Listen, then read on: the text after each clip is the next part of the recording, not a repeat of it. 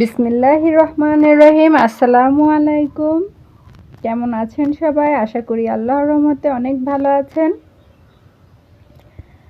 আজকে আমি আপনাদের সাথে একটি কথা শেয়ার করতে চাচ্ছি, সেটা হচ্ছে যারা হাঁস খামার করার জন্য অধিক আগ্রহ প্রকাশ করছেন বা আশা করে আছেন যে এবার কিছু হাঁস কিনবেন বা খামার করবেন, তাদেরকে বলবো হাঁস খামার করার আগে আপনি হাঁসের ডিম ও হাঁসের মার্কেটিং সম্পর্কে বুঝতে হবে। আপনি বাজারে যান, যে হাঁসের ডিম, হাঁস কী ধরনের দামে বিক্রি হয় এগুলো সম্পর্কে ভালোভাবে মনিটরিং করুন।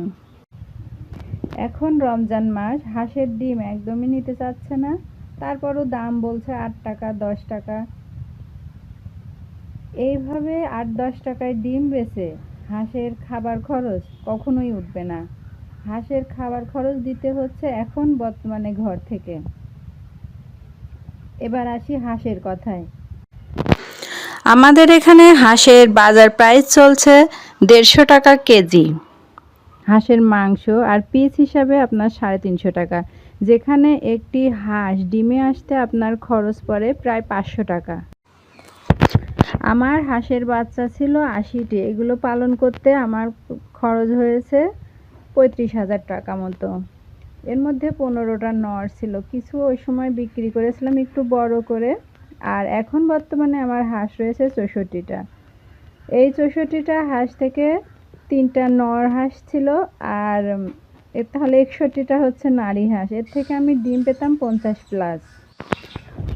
এই হাঁসগুলো আমি বিক্রি করে দিয়েছি। এখন আমার বর্তমানে হাতে রয়েছে 24,000 টাকা মতো, আর আমার খরচ হয়েছিল 35,000 টাকা। আমি কিছু নর হাঁস বিক্রি করেছিলাম। বর্তমানে আমার যে মূল ক্যাশটা ছিল 35,000 টাকা মতো ইনভেস্ট করেছিলাম আমি, সেই টাকাটা এখন খুঁজে পাওয়া যাচ্ছে না। ডিম বিক্রি করে আপনার খাবার খরচ বাদ দিয়ে যে টাকাটা ছিল সেটা খরচ হয়ে গেছে।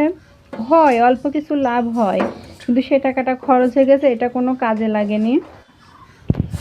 আর এই যে ডিমগুলো দেখছেন, পুরা রোজার মাসের ডিম, প্রায় 500+ ডিম আছে। এই ডিমগুলো বিক্রি হয়নি। এগুলো আমি ফ্রিজে তুলে রাখছি। ফ্রিজে কয়টা ডিম রাখা যায়, আর এই ডিম কতদিনই বা ভালো থাকে।